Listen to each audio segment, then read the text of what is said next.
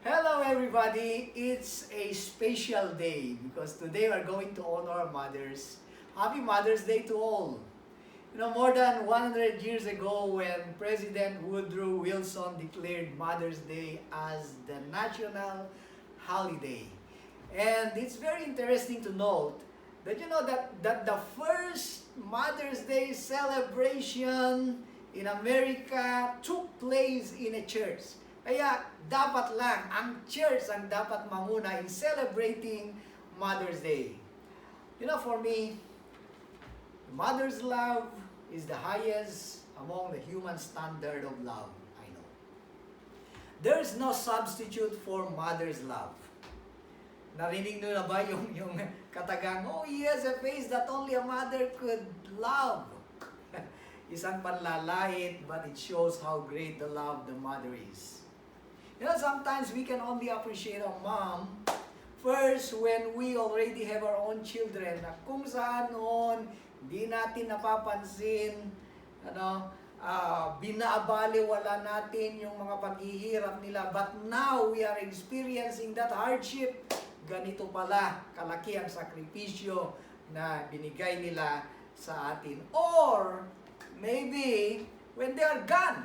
Kasi that's the only time you appreciate a certain person, how special he is or she is when she is already gone. You want to embrace them, you want to express your love to them, you want to say, Mom, I love you.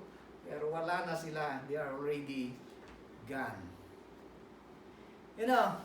This time, I'd like to entitle my message, The Traits of a Great Mom. And it's found in the book of Samuel, 1 Samuel chapter 1, that is the basis of my message. In verse 20, it says here that, so it came to pass in the process of time that Hannah conceived and bore a son, and called his name Samuel, saying, because I have asked for him from the Lord.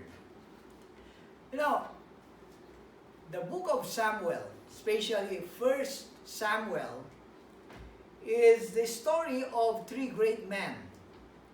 Samuel, the great prophet, and a great judge also. Saul, the first king of Israel, and David, the greatest king of Israel, a man after God's own heart. But this book was started by a woman, an infertile woman, who soon became the mother of Samuel.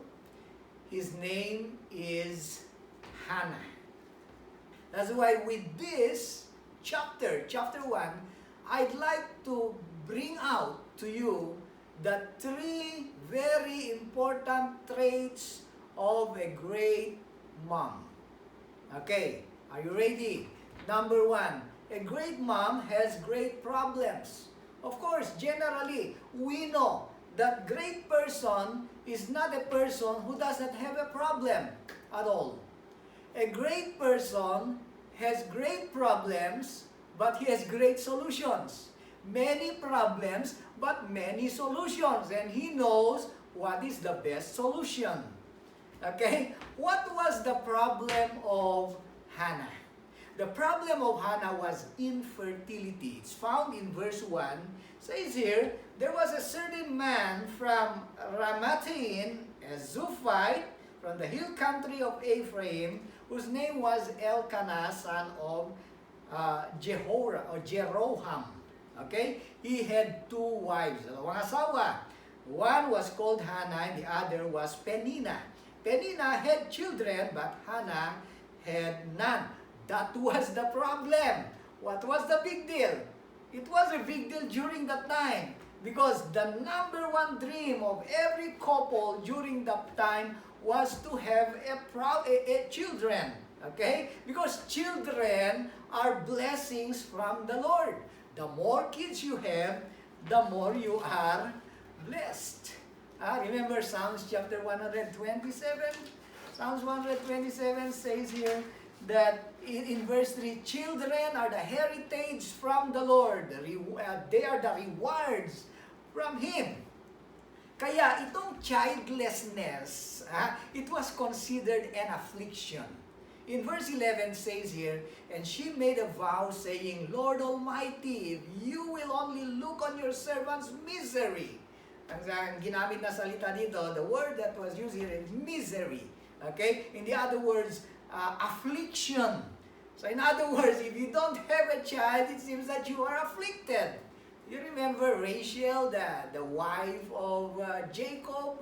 In the Old Testament, he said to Jacob, get me a child or I will die.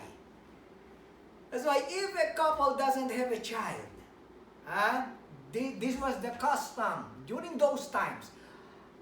Within 10 years, okay? Within 10-year period, husband has two options. It's either he can divorce his wife. Okay, automatic, walang question. There's no questioning. He can divorce his wife. Or, he can look for another one. Yan. Pwede pala. Makasabi natin, ha? You know, it happened before. That was their culture. But it doesn't mean that God approved that practice. Hindi natin pwedeng sabihin, pwede pala dahil nandito sa Bible. Okay? You know, during those times, they are required to love one another for 10 years, but after 10 years, the husband can love another one. Okay. Now, that was the case. Maybe, I believe that was the case why Elkanah had two wives. Okay? Isa pang problema ni Hannah. She has a rival. Meron siyang karibal na other woman. Verse 4. Whenever the day came, Elkanah to sacrifice, he would give portions of the meat to his wife Peninnah and to all her sons and daughters. Itong karibal niya, hindi lang meron siyang karibal, pero itong karibal niya ay meron siyang maraming anak. Kasi sabi niya, sons and daughters, plural. So, you can imagine the situation. Hannah doesn't have a child. Peninnah, the other woman, has many sons and daughters, as in many. Kaya kung dinedescribe natin si Peninnah, pangganakan talaga. Siya ay kinuha ni Elkanah na asawa para ang anak. Siguro, ubing para ang anak. Hana para awir. But you can imagine that the affliction that Hannah was experiencing during that time. You can imagine they had a meal together with the family, and Elkanah was enjoying eating with her children. Okay, you can imagine if they go to church or go to the temple together or have an annual feast. An annual feast is a time of rejoicing together with the family, and you can imagine the dad having fun with the kids together with the other woman. Samantala si Hannah nagmumugmog doon sa isang sulok, okay, na OOP. In other words, she was out of place. And hindi lang yun. Her rival provoked her severely. In verse 6, it says her rival kept provoking her in order to irritate her. Talagang nananadya itong si Peninnah talagang kontrabida ito. So this went not only daily, but it went year after year. Whenever Hannah went up to the house of the Lord, her rival provoked her till she wept, hanggang siya ay umiiyak. And hindi na siya makakain, hindi na siya makatulog. Kaya tingnan nyo itong si Peninnah, pangit-pangit ang kanyang ugali, nananadya. And sometimes we don't know why. Sometimes we question, bakit ba yung mga karapat-dapat sana na magkaanak, sila yung walang anak, yung mga hindi naman karapat-dapat, bakit sila pa ang walang anak? Or yung hindi karapat-dapat, bakit sila pa ang anak ng anak? You know, I believe, my dear brothers and sisters, that your value to God does not weigh on your ability to reproduce. Your value is that you are made in His image. Once you accepted Christ as your personal Savior, you became your sons, your daughters of God. And in the Bible, we can see that there are so many infertile women who were called women of faith, like Rebecca, like Sarah, like Rachel, Ruth in his first marriage, Elizabeth, the mother of John the Baptist. These women, they were greatly used by God and they were blessed by God. Kaya, mga kapatid, hindi kailangang magmukmok or sumayaw sa ubando para magkaroon lang ng anak. Kung wala ka mang anak, God has a greater plan for you. Pero balik natin kay Hannah. Okay? So Hannah has great problem. Talagang yung situation, the situation that Hannah was experiencing during that time, napakasalimuot. Yan. But she has the greatest solution, and she knows that the greatest solution is no other else than God, because God can solve all the problems that we have. Now, ikalawa na trait of a great mom. A great mom has great priorities. Ano ba ang priority ng great mom? Itong si Hannah, tingnan natin, ang pinakamalaga sa kanyang buhay, hindi pera. It's not the money, it's not fame, it's not power. Okay? Yung priority niya, the most important thing in her life is relationship. First of all, his relationship with God. Second, his relationship with his husband. Third, his relationship with her son. Okay? So first of all, let's discuss her relationship with God. Sabi niya dito in verse 9, once when they had finished eating and drinking in Shiloh, Hannah stood up. Now Eli the priest was sitting on his chair by the doorpost of the Lord's house. And in her deep anguish, Hannah prayed to the Lord, weeping bitterly. She made vows, saying, Lord Almighty, if you will only look on your servant's misery, and remember me, and not forget your servant, but give her a son, then I will give him to the Lord for all the days of his life, and no razor will ever be used on his head.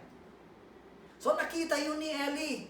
And then after that, sabi ni Eli answered, or Eli answered, go in peace, and may the God of Israel grant you what you have asked. And she said, may your servant find favor in your eyes. Then she went her way, ate something, and sabi niya, ate something, and her face was no longer downcast. Kaya nga, itong si Hannah was considered a godly mother, and that made her a great mom. Why? Why godly mother? Because her sorrows of tears, she mixed it with her heartfelt prayers. Okay? And then pagkatapos nun, she went out glad. She went in sad, but she went out glad. So tingnan niyo yung pagkatao ni Hannah. First, she never complained to her husband. Okay? She never fought back to her rival, Peninnah. She never pitied herself, but she brought all her burdens to God. Okay? She brought all her burdens to God, and then she let God do the work. Kaya nga sabi ko kanina, she went in sad, but she went out glad. Yun ang ibig sabihin ng laying your burdens, all your burdens to God. Sabi ni Jesus, cast you all your burdens to me, because I care for you. So, ibig sabihin, once we cast our burdens to Him, okay, once we were sad, then, sabi niya, He went out glad. She went out filled with trouble, but she went out peaceful. Kaya itong ibig sabihin ng Philippians 4:5-6, let your request made known to God. So ibig sabihin, after we gave all our burdens, our requests to God, then the peace of God that surpasses all understanding will guard your heart. So in other words, I can see here that the relationship between Hannah and God was genuine. Hindi lang yung pumupunta sa mga activities, pero wala namang pagbabago sa buhay. He was a praying mother. I just remember what Abraham Lincoln said, no one is poor who has a godly mother. Okay? And he said, I remember my mother's prayer. I always they always clung me. They always followed me all the days of my life. Number 2, her relationship with her husband. Her relationship with her husband. It says in verse 4, whenever the day came Elkanah to sacrifice, he would give portions of meat to his wife Peninnah and to all her sons and daughters. But to Hannah, sabi niya, he gave a double portion because he loved her.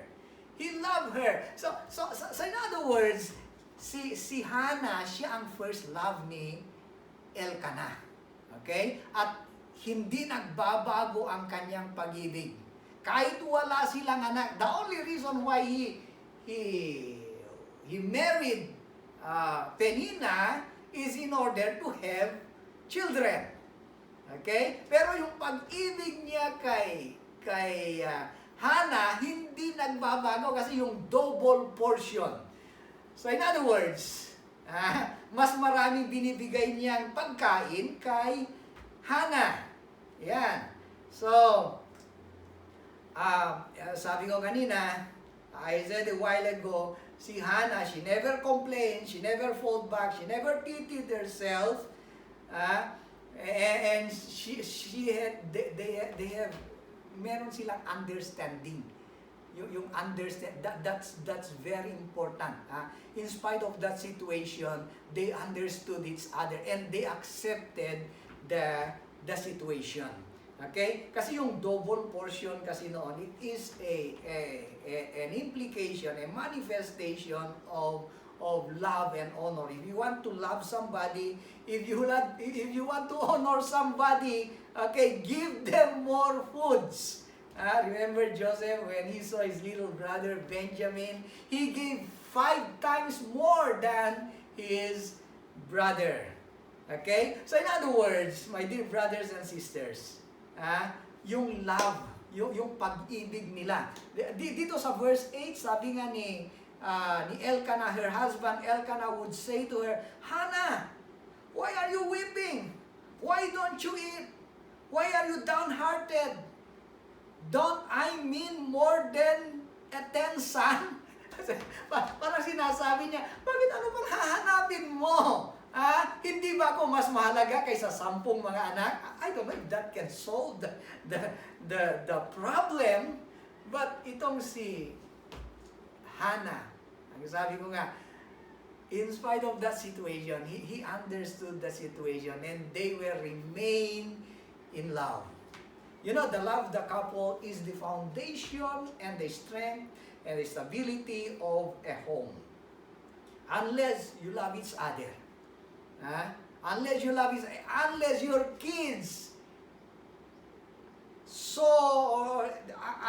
unless your kids can see your love for each other, it's very hard for them to teach them about the love of God.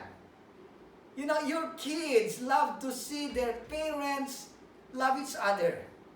That's why yung priority natin, of course, we love God, but we need to love our spouses. We need to love to the to the wives, they need to love their husbands as Hannah loved Elkanah. Okay, now, how about her relationship with her son? Her relationship with her son. In verse 21 it says here that when her husband Elkanah went up with his family to offer annual sacrifice to the Lord, in order to fulfill his vow, which usually they always go to the temple and made sacrifices, Hannah did not go. She said to her husband, after the boy is weaned, yung mga, I don't know, maipusing, muna tayo Ilocano, after the boy is weaned, then I will take him and present him before the Lord, and he will live there. And sabi ni Elkanah, do what seems best to you. Her husband Elkanah told her, stay here until you have weaned him. Only may the Lord make good his words. So the woman stayed at home and nursed her son until she had weaned him. Aging gana nga may pusot. Anya kayo nasa when they may pusot. What does it mean by that? It does not mean, hindi lang yung, not just the breastfeeding na may pusot. Okay? You know, weaning during those times, it took around 5 years to 7 years or more. So in other words, weaning, it includes training. Training. Di ba? Sabi nga sa Bible, train up a child in the way he should go. Because when he is old, he will not depart from it. So it involves physical training as well as spiritual training.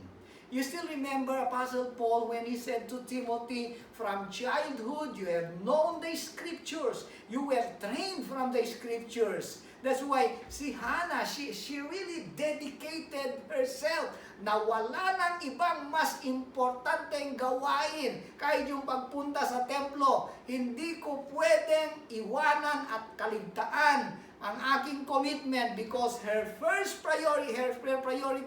commitment is to win. In other words, to train Samuel in the ways of the Lord so that even if he will be old, he will not depart from it. You know, a well-known psychologist once said, the first 5 years of a child are the most crucial and impressionable years. The child's hunger for love and her presence, yung presence ng mother, yung love ng mother, yung presence ng mother is as great as his hunger for foods. Her absence, kung wala yung mother, generally generates powerful sense of loss and sense of anger. So, kita nyo kung gaano kahalaga yung first 5 years. Hannah spent those years and did not waste any time training her child, bonding with him, okay? And they had a wonderful time together, and I believe that with those precious moments, hindi niya sinayang, okay? She developed her relationship with her son and their relationship with God. Now, third, okay, the third trait of a great mom. Great mom has great promises, great promise. Si Hannah, he has a great promise. He promised to give her son to the Lord. Verse 24. Verse 24, after he has weaned, she took the boy with her, young as he was, along with 3-year-old bull. Okay, so dinala niya sa templo. And she said, verse 25 or 26, and she said to him, pardon me, my Lord, as surely as I live, he said, I am the woman who stood beside you, praying to the Lord. So she reminded her the time when she prayed, she asked God, she asked God for help. Okay, and she said, I prayed for this child, and the Lord granted me when I asked him. So now I give him to the Lord for his whole life, for he will be given to the Lord, and he worship the Lord there. So in other words, si Hannah, she made a promise, she made a vow, and she was faithful to fulfill her vow. Kahit gaano kahirap kasi nandun na. she prayed for that son, for that child. And then she weaned that child for maybe 5 years to 7. Napamahal na talaga yung anak niya sa kanya. Napakasakit na basta mo na lang ibibigay. But you know, Hannah realized. I believe that Hannah realized that nothing we have is permanently ours. And that includes her child. Ibig sabihin, lahat ng ari-arian natin ay hindi natin pag-aari. Temporaryo lang ito, ay mga pag-aari ng Diyos, at kung kailangan ng Diyos, dapat ready nating ibigay. Okay? Now, anong mga lessons na nakikita natin dito? First of all, God loves you in spite of who you are. Because your value is not based on how many children you birth, but your value is based on who you are.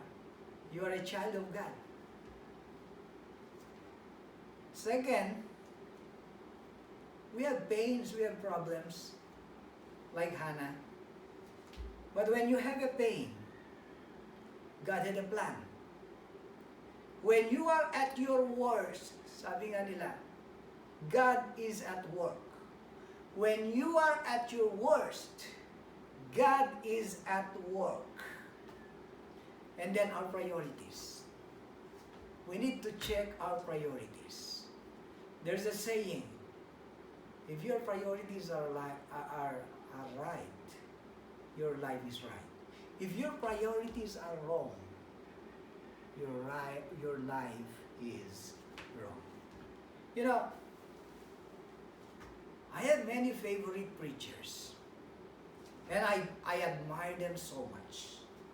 But if you ask me who is my favorite preacher, if you ask me who is the greatest preacher I know, I have only one answer. My favorite preacher is my mom. Why? Because she was the one who got my heart towards loving Jesus more than anything else. To me, she is the greatest preacher at all time. Again, my dear brothers and sisters, especially to all mothers, Happy Mother's Day.